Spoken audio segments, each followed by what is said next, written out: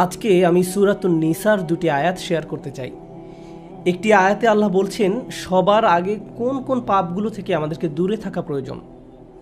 অনেক সময় একজন মুসলিমের জীবনে কাজের অগ্রাধিকার নির্ধারণের ক্ষেত্রে সঠিকভাবে বুঝের অভাব দেখা দেয়। কিছু কিছু কাজ অন্য কাজের চেয়ে বেশি গুরুত্বপূর্ণ, অন্যান্য কাজের চেয়ে আপনার নামাজ বেশি জরুরি।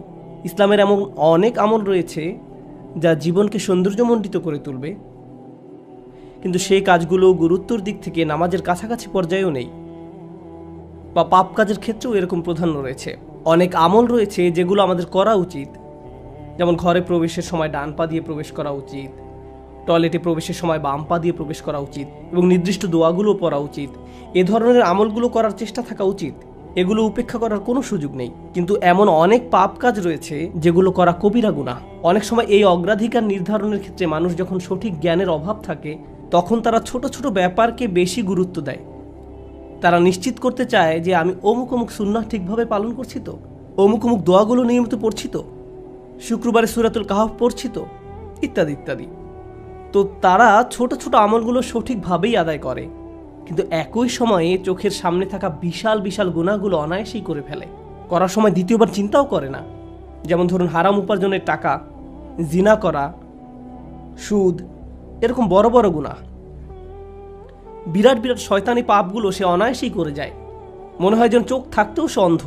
ছোট ছোট আমলগুলো আপনি ঠিকই গুরুত্ব দিয়ে করে যাচ্ছেন, যেন মনে মনে ভালো ফিল করতে পারেন যে যাক আমি তো ধর্ম পালন করছি। এজন্যই কুরআন আমাদেরকে বিভিন্ন আমলের সঠিক অনুপাত ঠিক করে দিয়েছে। আল্লাহ এ আয়াতে বলছেন, ইনতাজতানিবু কাবাইরা মা তুনহাউনা আনহু, যদি তোমরা নিষিদ্ধ কাজের বড় বড়গুলো হতে বিরত থাকো। সুতরাং দেখা যাচ্ছে এমন অনেক বড় বড় পাপ রয়েছে যেগুলো থেকে আমাদের অবশ্যই বিরত থাকতে হবে। যদি আমরা এটা করতে পারি তাহলে ছোট ছোট পাপের ক্ষেত্রে আল্লাহ বলছেন নুকাফিরু আনকুম সাইয়্যাতিকুম, তাহলে আমি তোমাদের ছোট ছোট পাপগুলো ক্ষমা করে দেব। অর্থাৎ আগে সিরিয়াস ব্যাপারগুলো যত্ন নাও। কোরআন যেগুলোর উপর গুরুত্ব আরোপ করেছে, যেমন টাকা উপার্জনের বিষয়টা, কিভাবে আমরা টাকা আয় করি এবং কিভাবে তা ব্যয় করি, সে ব্যাপারে আগে যত্নবান হওয়া, এটা খুবই সিরিয়াস একটা ব্যাপার। আমাদের আশেপাশে যারা আছে তাদের অধিকারের ব্যাপারে সাবধান থাকা, যারা এতিম বা অভাবগ্রস্ত তাদের দেখাশোনা করা। সূরা মাউনে আল্লাহ বলছেন ফাযালিকাল্লাযী ইয়াদউল ইয়াতীম, সেই ব্যক্তি যে এতিমকে গলা ধাক্কা দেয়। এগুলো বড় ধরনের পাপ। তারপর যেভাবে আমরা আমাদের ব্যবসা বাণিজ্য চালাই, কেউ যদি আপনার কাছে টাকা পায়, কোনো কন্ট্রাক্ট মানতে যদি ওয়াদাবদ্ধ হন, কোনো সেবা প্রদান করার জন্য যদি আপনাকে বেতন দেওয়া হয়, কাজের ক্ষেত্রে সততা বজায় রাখা। ঠিক একইভাবে কোরআনে বর্ণিত সবচেয়ে ভয়ঙ্কর পাপগুলোর একটি হলো সুদ। একইভাবে আমাদের পবিত্রতা রক্ষা করা, অর্থাৎ জেনা ব্যভিচার থেকে বিরত থাকা, এটা কবিরা গুনাহ। এটা এত বড় গুনাহ যে আল্লাহ বলছেন লা তাকরাবুজ জিনা, ব্যভিচারের কাছেও যেও না। অন্যান্য ছোট ছোট গুনাহে তোমরা হয়তো জড়িয়ে পড়বে। হতে পারে তোমার নামাজে যথেষ্ট মনোযোগ ছিল না, অজুটাও হয়তো উত্তম রূপে করা হয়নি। হতে পারে যখন নামাজ পড়ছিলে তখন অন্য কোথাও মন পড়েছিল। হতে পারে হজ বা উমরা করার সময় কিছু কিছু নিয়মকানুন ঠিকমতো পালন করতে পারোনি। কখনো কখনো হয়তো ধৈর্য হারিয়ে ফেলেছিলে। এই ছোট ছোট বিষয়গুলো ক্ষমা করে দেওয়া হবে, কারণ তোমরা বড় বড় পাপ থেকে বিরত ছিলে। ছোট বড় পাপের এমন একটি তারতম্য কোরআনে জোর দিয়ে উপস্থাপন করা হয়েছে। কিন্তু এই আয়াতের যে ব্যাপারটি আমার কাছে বেশ চমৎকার লেগেছে, সেটা শুধু তিনি যে আমাদের পাপগুলো উপেক্ষা করবেন তা নয়, বরং এই পাপগুলোর কথা মনে করে আমরা প্রায় লজ্জিত হয়ে পড়ি। আল্লাহ এর সাথে সাথে আরো যোগ করে বলেন ওয়ানুদখিলুকুম মুদখালান কারিমা, এবং সম্মানজনক স্থানে তোমাদের প্রবেশ করানো হবে। অন্য কথায় ওই ছোট ছোট ত্রুটিগুলোকে উপেক্ষা করে তোমাদেরকে সম্মানিত করা হবে, মর্যাদা দেয়া হবে। আর ওই সব লজ্জাজনক ব্যাপারগুলো তোমাদের রেকর্ড থেকে মুছে ফেলা হবে। তাই যখন তোমরা আল্লাহর সামনে আসবে অপমানিত হবে না, তোমাদের সম্মানজনক স্থানে প্রবেশ করানো হবে। এই আয়াতের আরেকটি ব্যাপারও আমার কাছে বেশ চমৎকার মনে হয়েছে। এই আয়াতের পূর্বের কয়েকটি আয়াতে কিছু কিছু কবিরা গুনাহ নিয়ে কথা বলা হয়েছে, যেমন ব্যবসায় প্রতারণা করা, কাউকে অন্যায়ভাবে হত্যা করা। আর ছোট ছোট পাপ ক্ষমা করে দেওয়ার আয়াতের ঠিক পরের আয়াতে আরও অসাধারণ উপায়ে জীবনের বিভিন্ন বড় বড় পাপে জড়িয়ে পড়ার যে মূল কারণ সেটা বলা হয়েছে। আল্লাহ আযজা ওয়া জাল্লা বলেন ওয়ালা তাতামান্নাউ মা ফাদ্দালাল্লাহু বিহি বা'দাকুম আলা বা'দ, আর তোমরা আকাঙ্ক্ষা করো না এমন সব বিষয়ে যাতে আল্লাহ তাআলা তোমাদের একের উপর অন্যের শ্রেষ্ঠত্ব দান করেছেন। তো আমাদের ক্ষেত্রে যা ঘটে যখন আমরা এমন কাউকে দেখি যে আমাদের চেয়ে বেশি টাকা উপার্জন করে, আমাদের চেয়ে তার চেহারাটাও বেশি সুন্দর, তার গাড়িটাও উত্তম, তার সাংসারিক জীবনটাও প্রশান্তির। কখনো কখনো ভাই বোনের মাঝেও এই হিংসা দেখা দেয়। যেমন আমি বলতে শুনেছি, আমার বোনের গায়ের রং আমার চেয়ে উজ্জ্বল। হিংসা বিভিন্ন প্রকৃতির হতে পারে। কারো ভালো কিছু থাকার কারণে আপনি তাকে ঈর্ষা করতে পারেন, এবং আপনার নিজের সেটা না থাকার কারণ নিয়ে সারাক্ষণ চিন্তা করতে পারেন। আর এই চিন্তা আপনাকে শেষ করে দিতে পারে। এটা ছোট বড় যে কোনো কিছুর জন্য হতে পারে। এটা বস্তুগত বিষয়, যেমন অর্থকড়ি, ঘরবাড়ির জন্য হতে পারে। আবার অবস্তুগত বিষয়, যেমন বাবার ভালোবাসা, মায়ের ভালোবাসার জন্যও হতে পারে। বাবা কেন তাকে এত ভালোবাসে? আমার প্রতি তো এত মনোযোগ দেয় না। মা সবসময় শুধু আমার দোষ দেখেন, তিনি কখনো ওর দোষ দেখেন না। মাঝে মাঝে পিতামাতার আচরণ ব্যাপারটাকে আরও জটিল করে তোলে, কারণ তারা বারবার বলতে থাকেন, কেন তুমি তোমার ভাইয়ের মতো হতে পারো না? ও কত লক্ষ্মী। তাদের এমন আচরণ পরিবারের ভিতরে আরও বেশি হিংসা তৈরি করে। আল্লাহ এখানে বলছেন, অন্যদের যা দেয়া হয়েছে তার জন্য আকাঙ্ক্ষা করো না। আপনি নিজেই তো দেখতে পান যে আপনার চেয়ে ভালো চেহারার মানুষ রয়েছে, আপনার আমার চেয়ে বুদ্ধিমান মানুষও রয়েছে, আমাদের চেয়ে বেশি টাকা কামাই করে এমন লোকজনও রয়েছে। পরিবারে এমন কেউ থাকতে পারে যে আপনার চেয়ে বেশি প্রশংসা লাভ করে। কখনো কখনো হয়তো অন্যায়ভাবে তাদেরকে প্রাধান্য দেওয়া হয়, কিন্তু অনেক ক্ষেত্রে আসল ব্যাপার হলো, আল্লাহ তার জন্য রিজিকের যে দরজা খুলে দিয়েছেন তা তিনি আমার জন্য খুলেননি, তিনি আমার জন্য অন্য দরজা খুলে দিয়েছেন। আমরা অন্য একজনকে যা দেয়া হয়েছে ঠিক সেটাই কামনা করি। আল্লাহ আপনাকে আমাকে অন্য একজনের মতো করে বানাননি। আল্লাহ অন্য মানুষদের জন্য রিজিকের যে দরজা খুলে দিয়েছেন তা হয়তো আমার জন্য দেননি। আমাদের প্রত্যেকেরই রয়েছে জীবিকা উপার্জনের স্বতন্ত্র সুযোগ। আল্লাহর অনুগ্রহ অর্জন করতে হলে আমাদের প্রত্যেককে যে সুযোগ দেওয়া হয়েছে তার আলোকে কঠোর পরিশ্রম করতে হবে, অন্যদের সাথে নিজেকে তুলনা করে নয়। এই আয়াত যে ইতিবাচক বিষয়গুলোর প্রতি জোর দেয় সেটা আলোচনা করার পূর্বে আমি আরেকটা ব্যাপারে কথা বলতে চাই। এই হিংসা কেন অনেকগুলো বড় বড় গুনাহের মূল কারণ? আমাদের জানা মতে রেকর্ড করা ইতিহাসে আল্লাহর বিরুদ্ধে সর্বপ্রথম যে বিদ্রোহ করা হয় তা হলো ইবলিস শয়তানের বিদ্রোহ। আর এই বিদ্রোহের মূল কারণ ছিল হিংসা। সে কেন এত মনোযোগ পাচ্ছে? তাকে তো জাস্ট মাটি দিয়ে তৈরি করা হয়েছে। এভাবেই অবাধ্যতার শুরু। মানুষ পৃথিবীতে আসার পর সর্বপ্রথম যে পাপটি সংঘটিত হয় তা হলো কাবিল কর্তৃক তার ভাই হাবিলের হত্যা। সেটাও ছিল হিংসার কারণে। এই হিংসা এতটাই জঘন্য আর কদাকার হতে পারে যে আপনি যদি ইয়াকুব আলাইহিস সালামের মতো একজন মহান নবীর সন্তানও হয়ে থাকেন, আর আপনার ভাইও যদি হয়ে থাকেন একজন অসাধারণ ছেলে যে কিনা এখনো নবী না হলেও তার মাঝে নবীর বৈশিষ্ট্য বিদ্যমান রয়েছে, এই হিংসা আপনাকে এতটাই নিয়ন্ত্রণহীন করে দিতে পারে যে আপনি তাকে হত্যা করতে উদ্যত হতে পারেন। আমি যা বোঝাতে চাচ্ছি তা হলো, হিংসা এবং ঈর্ষাকে ছোট করে দেখা উচিত নয়। ব্যাপারটাকে এমন মনে হতে পারে যে এটি আমার আপনার ভিতরে একটা অনুভূতি মাত্র। মূলত হিংসার আরবি শব্দ হলো হাসাদ, আর হাসাদ শব্দের শাব্দিক অর্থ হলো আঁচড়। তারা এটাকে এভাবে বর্ণনা করে, হিংসা হলো মনের ভিতরে একটি চুলকানি। ঠিক শরীরের চামড়ার উপর কোনো পোকামাকড় কামড় দিলে আপনি যেমন চুলকাতে চান, সেরকম এটি যত চুলকাবেন অবস্থা তত খারাপ হবে। আপনার উচিত হলো একে উপেক্ষা করা, এবং এক সময় এটা এমনিতেই ভালো হয়ে যাবে। আপনাকে এটা উপেক্ষা করতে হবে, এটাই হাসাদ। ইমাম হাসান রাদিয়াল্লাহু তাআলা আনহু বলেন, আমি হিংসুকের চেয়ে এমন কোনো অনিষ্টকারী দেখিনি যাকে আসলে বেশি ক্ষতিগ্রস্ত ব্যক্তির মতো দেখায়। সাধারণত কেউ ক্ষতি করলে অন্য একজন তার এই ক্ষতির কারণে ক্ষতিগ্রস্ত হয়, কিন্তু হিংসার ক্ষেত্রে ক্ষতিকারী নিজেই নিজের ক্ষতি করে। সে হিংসা করছে, কিন্তু এই হিংসার কারণে নিজেই নিজের অনিষ্টের শিকার হচ্ছে। আর এ কারণেই সূরা ফালাকে হিংসুকের হিংসা থেকে আমরা আল্লাহর নিকট আশ্রয় প্রার্থনা করি। ওয়া মিন শাররি হাসিদিন ইযা হাসাদ। হিংসুকের অনিষ্ট থেকে যখন সে হিংসা করে, ঠিক সেই মুহূর্তে যখন সে হিংসা করে, এটা খুবই গুরুত্বপূর্ণ একটা ব্যাপার। এই হিংসার কারণে আপনার আমার জীবনে ভয়ঙ্করতম সমস্যা তৈরি হতে পারে। এখন আমি নিজেকে বিশ্লেষণ করতে চাই। যখন আমি নিজেই অন্যকে হিংসা করতে শুরু করি, তখন কোন কোন ধরনের নিয়ামত থেকে নিজেকে বঞ্চিত করি? যখন আমি নিজেই অন্যের উন্নতি সহ্য করতে পারি না, ব্যাপারটা আর একটু খোলাসা করে বলছি। তামান্নি জাওয়ালিন নি'মা লিদুনিহি। আপনি ইচ্ছা করেন যে তার যেন এই নিয়ামতটি না থাকে।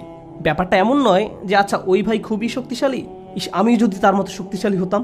না না না, আমি ইচ্ছা করি যে সে অসুস্থ হয়ে পড়ুক আর আমি শক্তিশালী হয়ে উঠি। আপনি ইচ্ছা করেন তার মাঝে যেন ওই ভালো বিষয়টা না থাকে। কোন কারণে সে ওইটা পাবে? আচ্ছা, সে প্রমোশন পেয়েছে, এখন আমারও ইচ্ছা হয় যে আমিও যেন প্রমোশন পাই। না না না, হিংসা হলো আমি চাই সে বরখাস্ত হোক আর আমি প্রমোশন পাই। আপনি তার ব্যর্থতা দেখতে চান, আপনার ভেতরের কিছু একটা চায় তার যেন পতন ঘটে। তার পতনের ফলে আপনার জীবিকায় সমৃদ্ধি আসে না, আপনার এতে কোনো উপকার হয় না, তবু আপনার ভেতরের কিছু একটা তার পতন কামনা করে। যদি তার পতন ঘটে তাহলে আপনার কাছে তা ভালো লাগবে। এটাই হলো হাসাদ। কিভাবে এটা একজনের ভালো দিক ধ্বংস করে দেয়? আমরা ইবলিস শয়তান সম্পর্কে জানি। আল্লাহ তাকে ফেরেশতাদের কাতারে রেখেছিলেন, এর চেয়ে উন্নত কোনো মর্যাদা হতে পারে না। কিন্তু হিংসা তাকে এত উচ্চ পর্যায় থেকে একেবারে নিম্নতম পর্যায়ে নামিয়ে দিয়েছে, আল্লাহর নিকট থেকে বহু দূরে সরিয়ে দিয়েছে। চিন্তা করতে পারেন, এত বড় মর্যাদা কেড়ে নেওয়া হলো, এর মূল কারণ ছিল হিংসা। চিন্তা করতে পারেন, মূল কারণ হলো নিজেকে অনেক বড় কিছু মনে করা। হিংসার কারণে হত্যার মতো জঘন্য অপরাধ সংঘটিত হলো। আল্লাহ সূরা আরাফে বর্ণনা করেন, কাআন্নামা কাতালান নাসা জামিআ, সে যেন গোটা মানব জাতিকে হত্যা করলো। হিংসার কারণে হত্যার মতো জঘন্য অপরাধ সংঘটিত হলো, আর এই মহাপাপের মূল কারণও ছিল হিংসা। এই সকল উদাহরণের মূল শিক্ষা হলো আমাদের নিজেদেরকে ভালো করে বিশ্লেষণ করে দেখা উচিত আমরা নিজেরা এই রোগে আক্রান্ত কিনা। ভালো করে খতিয়ে দেখা উচিত আমাদের মাঝে এই ঘৃণ্য ব্যাধিটি আছে কিনা। মানুষ শুধু টাকা পয়সা নিয়ে হিংসা করে না, মানুষ প্রায় সব কিছু নিয়ে হিংসা করে। পরিবারের সবার মনোযোগের কেন্দ্রবিন্দু হওয়া, এটা এমনকি ধর্মীয় পরিমণ্ডলেও ঘটতে পারে। ভাই জানেন, অমুক শায়েখ, তার ভিডিও মানুষ বেশি দেখে। আপনি তার ফলোয়ারদের সাথে নিজের ফলোয়ারদের তুলনা করছেন কেন? মাহফিলে তাকে কেন প্রধান বক্তা করা হলো, তাকে কেন সবচেয়ে ভালো সময় বক্তব্য দিতে দেয়া হলো? এমন ঘটনা মসজিদেও ঘটতে পারে। ভাই দেখেছেন তারা কত টাকা তুলেছে, আমরা এত টাকা তুলতে পারিনি। আর এই মনোভাব প্রতিযোগিতায় সীমাবদ্ধ থাকে না, হিংসায় পরিণত হয়। কেন তারা আমাদের চেয়ে ভালো করছে? এই হিংসা এমনকি ধর্মীয় পরিমণ্ডলেও আঘাত করতে পারে। মদিনায় আসার পর সাহাবীরা ধারণা করেছিলেন মদিনার ইয়াহুদিরা সবার আগে ইসলাম ধর্ম গ্রহণ করবে। এ সম্পর্কে কোরআনে এসেছে, আফাতাতমাউনা আইয়ুমিনু লাকুম, তোমরা কি আশা করো যে তারা তোমাদের কথা ঈমান আনবে? কারণ তারা আহলে কিতাব, তারা ওহী অবতীর্ণ হওয়া সম্পর্কে অবগত ছিল। তারা রাসূল সাল্লাল্লাহু আলাইহি সাল্লামকে সেভাবে চিনত যেভাবে তারা তাদের ছেলে মেয়েদের চিনতে পারত। এর কারণ ছিল আসলে হিংসা। তারা এই ব্যাপারটা মেনে নিতে পারেনি যে নবী প্রেরণের অনুগ্রহটি বনী ইসরায়েলদের কাছ থেকে অন্যদের কাছে চলে যাবে। তারা চাইতো ওহী মুহাম্মদ সাল্লাল্লাহু আলাইহি সাল্লামের কাছে না এসে তাদের কারো কাছে আসুক। জীবনের এমন কোনো দিক নেই যেখানে হিংসার আক্রমণ হওয়ার সম্ভাবনা নেই। এটা আপনার চাকরি জীবনে প্রভাব ফেলতে পারে, ব্যবসায়িক জীবনে প্রভাব ফেলতে পারে, আপনার পারিবারিক জীবন, ব্যক্তিগত জীবন, ধর্মীয় জীবন, সামাজিক জীবন থেকে শুরু করে জীবনের প্রতিটি ক্ষেত্রে এর প্রভাব পড়তে পারে। সম্প্রতি বিশ্বের বিভিন্ন প্রান্তে ভ্রমণ করার অভিজ্ঞতা থেকে আমি এক নতুন ধরনের হিংসা সম্পর্কে অবগত হয়েছি। অনেক বোন এসে আমার কাছে প্রশ্ন করেন, এটা বলার কারণে হয়তো আমি সমস্যায় পড়তে পারি, যাই হোক, কোরআনে কেন পুরুষদের জন্য অমুক অমুক বিধান দেওয়া হয়েছে আর নারীদের জন্য সম্পূর্ণ ভিন্ন বিধান দেওয়া হয়েছে? পুরুষদের কেন বোরকা পরতে হয় না? আমাকে এই প্রশ্ন করা হয়েছিল। ডিভোর্স আইনের ক্ষেত্রে দেখা যায় আইনগুলো কেমন যেন পুরুষের অনুকূলে, মহিলারা জান্নাতে কি পাবে? আমি বলছি না যে এই প্রশ্নগুলোকে উপেক্ষা করতে হবে, কিন্তু এখানে একটা ব্যাপার আমাদের সাবধান থাকতে হবে। আমরা আল্লাহ সুবহানাহু ওয়া তাআলা সম্পর্কে কথা বলছি। তিনি যখন কোনো বিধিবিধান নাজিল করেন, এই বিধানগুলো আমি প্রবর্তন করিনি, আমি শুধু এই বিধানগুলো বোঝার চেষ্টা করেছি এবং শেখানোর চেষ্টা করছি। কিন্তু যিনি এই বিধানগুলো দিয়েছেন তিনি হলেন সবচেয়ে দয়াবান, ভালোবাসাপূর্ণ এবং সবচেয়ে ন্যায় বিচারক। যদি এই বিধান নিয়ে আপনার অন্তরে খুঁতখুঁতে ভাব থাকে এবং মনে মনে ভাবেন যে আমার মনে হচ্ছে এখানে ন্যায্য বিধান দেয়া হয়নি, এটা খুবই মারাত্মক একটি সমস্যা। এমনকি আল্লাহ সম্পর্কে এই মনোভাব যে আমাকে ঠকানো হয়েছে, আমাকে তিনি যা দিয়েছেন সেখানে ঠকিয়েছেন, আমাকে পুরোপুরি বুঝতে হবে কেন তিনি আমাকে এটা করতে বলেছেন। একটা ব্যাপারে বলছি, উদাহরণস্বরূপ কেউ যদি আমাকে জিজ্ঞেস করে কেন আল্লাহ মহিলাদেরকে পর্দা করতে বলেছেন, আমার সৎ জবাব হবে আমি জানি না। আমি নিজে নিজে চিন্তা করে হয়তো এই বিধানের কিছু উপকারী দিক তুলে ধরতে পারবো, কিন্তু এই উপকারী দিকগুলো আল্লাহ অবতীর্ণ করেননি। এই উপকারগুলো আমি চিন্তা করে বুঝতে পারলাম, আর আমার এই সাহস নেই যে আমি বলবো যে অমুক অমুক যুক্তির কারণে হিজাব পড়তে হবে, কারণ এই যুক্তিগুলো আল্লাহ অবতীর্ণ করেননি। অনেক সময় আল্লাহ কোনো বিধান নাজিল করেন কিন্তু তার পেছনের কারণ বর্ণনা করেন না। তিনি বলবেন তুমি নিজে নিজে চিন্তা করে দেখো, লাআল্লাকুম তাতাফাক্কারুন লিয়াদাব্বারু আয়াতিহি, কেন এই বিধানগুলো দেয়া হয়েছে তা তোমরা নিজেরা চিন্তা করে খুঁজে নাও। তবে একটা ব্যাপার আমি নিশ্চিত জানি, যে বিধানই তিনি অবতীর্ণ করেন না কেন তা আমাদের প্রতি তার অপার অনুগ্রহ মাত্র। আল্লাহ এই আয়াতগুলোতে কি বলছেন? উত্তরাধিকার সম্পত্তি বন্টনের বিষয় বর্ণনা করা আয়াতগুলোর পরে এসেছে। ইসলামে সবাই সমান উত্তরাধিকার সম্পত্তি পায় না, নারী এবং পুরুষ সমান সম্পত্তি পায় না। তারা মেয়ে, স্ত্রী, মা যেই হোক না কেন সমান সম্পত্তি পায় না। তাই আল্লাহ কি বলেছেন? লিররিজালি নাসিবুম মিম্মা ইকতাসাবু ওয়া লিন-নিসাই নাসিবুম মিম্মা ইকতাসাবনা। পুরুষদের জন্য রয়েছে অংশ তারা যা উপার্জন করে তা থেকে, এবং নারীদের জন্য রয়েছে অংশ যা তারা উপার্জন করে তা থেকে। এই আয়াতে মিন অর্থাৎ থেকে এই শব্দের ব্যবহারটি লক্ষ্য করার মতো। এই পৃথিবীতে যত কিছুর জন্য আপনি কাজ করেন তার সবটুকুর ফসল পাবেন না, এর থেকে একটি অংশ পাবেন আর বাকি অংশ পরে পাবেন।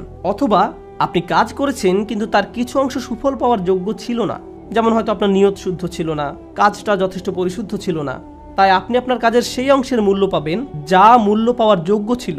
তাই আল্লাহ বলছেন পুরুষরা কি পাবে তার জন্য একটি মান আমি নির্ধারণ করে রেখেছি, আবার নারীরা কি পাবে তার জন্য একটি মান আমি নির্ধারণ করে রেখেছি। তারপর তিনি বলছেন ওয়াসআলুল্লাহ মিন ফাদলিহি, কুরআনের অসাধারণ একটি বাক্য। এর অর্থ হলো আর আল্লাহর কাছে তার অনুগ্রহ প্রার্থনা করো। এখানে ফাদল দ্বারা শুধু অনুগ্রহ বোঝায় না। হিংসার ক্ষেত্রে হিংসুক ব্যক্তি মনে করে অমুক আমার চেয়ে বেশি ফাদল পেয়েছে, অমুক ব্যক্তি সম্পত্তির দিক থেকে আমার চেয়ে বেশি ফাদল বা অধিক আনুকূল্য পেয়েছে, অথবা চেহারা সুরতের দিক থেকে বা সুযোগ সুবিধার দিক থেকে বেশি আনুকূল্য পেয়েছে। বাসায় কোনো মেয়েও এমনটা অনুভব করতে পারে, কারণ তার বোন বিয়ের সব প্রস্তাব পাচ্ছে কিন্তু সে পাচ্ছে না, আমার বোন আমার চেয়ে বেশি ফাদল পেয়েছে। আল্লাহ বলছেন যদি তুমি ফাদল পেতে চাও তাহলে আল্লাহর অন্য কোনো সৃষ্টির চেয়ে বেশি চাওয়ার পরিবর্তে সরাসরি আল্লাহর কাছ থেকে নিজের জন্য ফাদল চাও। নিজেকে অন্যদের সাথে তুলনা করা বন্ধ করো, বরং আল্লাহর নিকট থেকে তুমি নিজের জন্য কি পেতে পারো তার দিকে মনোযোগ দাও। মনে মনে ধরে নাও যে আশেপাশে কারো কোনো অস্তিত্ব নেই, অন্যদের কি আছে সে সম্বন্ধে চিন্তা ভাবনা করা বন্ধ করো। মনের উপর যদি এরূপ নিয়ন্ত্রণ প্রতিষ্ঠা করতে পারেন তাহলে খুবই সুখী জীবনযাপন করতে পারবেন। যদি কখনো এমনটা হয় যে তুমি ক্লাসে বসে আছো, স্যারের বক্তব্য শুনতে পাচ্ছ কিন্তু কিছুই বুঝতে পারছো না, মনে মনে ভাবছো আমি জানি না আমি কোন স্বর্গে বাস করছি, কিন্তু তোমার পাশের ছেলে বা মেয়েটি প্রতিবার হাত তুলে স্যারের প্রত্যেকটা প্রশ্নের জবাব দিচ্ছে আর তোমার মন বিষিয়ে উঠছে। মনে মনে ভাবছো যদি মেয়েটাকে কষে একটা চড় দিতে পারতাম, আমি তাকে সহ্য করতে পারছি না, কারণ সে সব প্রশ্নের উত্তর দিচ্ছে। তোমার সকল মনোযোগের কেন্দ্রবিন্দুতে এমন একজন যে তোমার চেয়ে বেশি বুদ্ধিমান, যে স্যারের প্রিয় ছাত্র, যে সকলের মনোযোগ পাচ্ছে, যার কারণে তোমার নিজেকে খারাপ ছাত্র মনে হয় বা যার কারণে তারা তোমাকে লজ্জা দিচ্ছে। কিন্তু একটা ব্যাপার কি তুমি খেয়াল করেছো? তুমি সেখানে বসে আছো শুধু তুমি এবং শিক্ষক। তুমি এখানে এসেছো শিখতে, অন্যের দোষ না দিয়ে তোমার উচিত নিজেকে দোষ দেয়া। হায় হায় আমি আমার মনোযোগ হারিয়ে ফেলেছি। নিজের কাছে ব্যাখ্যা দাবি করো কেন তুমি মনোযোগ হারালে। প্রশ্ন করতে গিয়ে লজ্জা অনুভব করো না। তুমি এখানে এসেছো নিজের উন্নতি সাধন করতে, অন্যদেরকে নিজের মূল্য বোঝাতে নয়। তুমি এজন্য শিখতে আসোনি। একই কথা প্রযোজ্য চাকরির জায়গায়, পরিবারের। অন্য কাউকে বেশি দাম দেওয়া হচ্ছে বলে আপনি নিজেকে গুটিয়ে ফেলবেন না। যদি কোনো অন্যায় করা হয় আপনি কথা বলুন, কোনো কিছু যদি বলার থাকে বলুন। যদি কোনো কিছু আপনাকে বিরক্ত করে ভেতরে ভেতরে জ্বলবেন না এবং এটাকে বড় হতে দিবেন না, নিজের ভেতরে ঘৃণা তৈরি হতে দিবেন না। আমরা আল্লাহর নিকট যে দোয়াগুলো করি তার একটি হলো ওয়ালা তাজআল ফি কুলুবিনা গিল্লাল লিল্লাযিনা আমানু। ঈমানদারদের বিরুদ্ধে আমাদের অন্তরে কোনো বিদ্বেষ রেখো না। যখন আমরা কিয়ামতের দিন তার সামনে দণ্ডায়মান হব তখন যেন আমাদের অন্তরে ঈমানদারদের বিরুদ্ধে কোনো গিল বা খারাপ অনুভূতি না থাকে। আমরা দুনিয়াতেও এটা চাই না, আর জান্নাতে আল্লাহ আমাদের থেকে তা দূরে রাখুন। তাই এই ব্যাপারটা পার্থিব জীবনে ঘটতে পারে। এমন হতে পারে যে কারো বিরুদ্ধে আপনার অন্তরে হিংসার মনোভাব তৈরি হচ্ছে, ও সে তো এই পজিশন পাওয়ার যোগ্য নয়, সে তো অমুক কাজ করার যোগ্য নয়। আপনার অন্তরে যদি এমন অনুভূতি তৈরি না হয় তাহলে সেটা খুবই ভালো।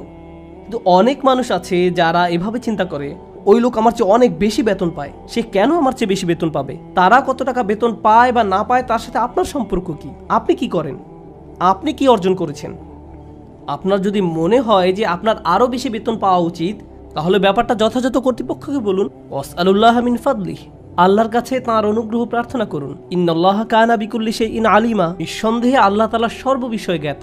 যখন আমরা অন্যের সাথে নিজেকে তুলনা বন্ধ করব, যখন পুরুষ বা নারী হিসাবে কি পেলাম বা কি পেলাম না এসব নিয়ে চিন্তা করা বন্ধ করব, অমুক অমুক ব্যক্তির কারণে আমি পেছনে পড়ে আছি এমন চিন্তা করা বন্ধ করব, আপনার এবং আল্লাহর মাঝে আর কেউ নেই। যদি কোনো বিষয়ে অগ্রগতি অর্জন করতে চান, সরাসরি আল্লাহকে বলুন ওয়াসআলুল্লাহ মিন ফাদলিহি। অন্যথায় সারা জীবন ধরে কেবল অন্যের বিরুদ্ধে অভিযোগই করে যেতে পারবেন। কিভাবে তারা আপনার প্রতি অন্যায় করেছে, কিভাবে তারা আপনাকে সুযোগ থেকে বঞ্চিত করেছে, কিভাবে সবাই পেয়েছে কিন্তু আপনি পাননি। আর এভাবে অভিযোগ করলে আপনার জীবন তো দুর্দশাগ্রস্ত হবেই, আপনার কারণে আপনার আশেপাশের মানুষের জীবনও দুর্বিষহ হয়ে পড়বে। এই আয়াতটি নিয়ে সর্বশেষ যা শেয়ার করতে চাই, বিশেষ করে যখন আমরা তেলাওয়াত করি ওয়া মিন শাররি হাসিদিন ইযা হাসাদ, এখানে ইযা শব্দটির দিকে বিশেষ মনোযোগ দিন। কেউ কেউ বলেন এখানে হাসাদকে বর্ণনা করা হয়েছে একটি গুণ হিসেবে, শুধুমাত্র শব্দগতভাবে ইসমে ফাইল হিসেবে নয়, বরং একজন মানুষের একটি খারাপ গুণ হিসেবে, অর্থাৎ এমন ব্যক্তি যার মাঝে হিংসার প্রবণতা আছে। কিন্তু ইজা শব্দটি একটি বিষয়ের প্রতি বিশেষ ইঙ্গিত করে। আপনার মাঝে যদি এই গুণটি থেকে থাকে, তাহলে কোনো এক সময় কুৎসিত উপায়ে এর প্রকাশ ঘটবে, আজ না হোক কাল।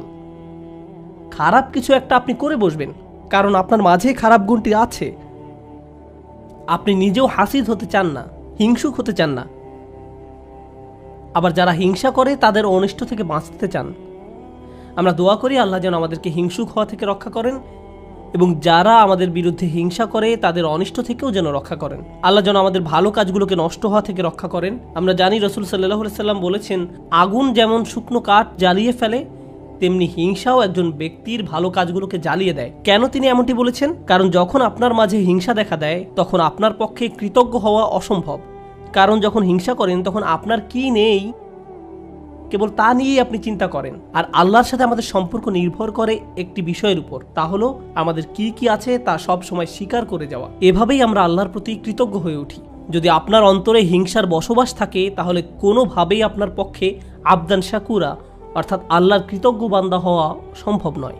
আল্লাহ আযজা ওয়া জাল্লা আমাদের অন্তর থেকে হিংসা দূর করে দিন, আমাদেরকে সত্যিকার অর্থে কৃতজ্ঞ বান্দা বানিয়ে দিন।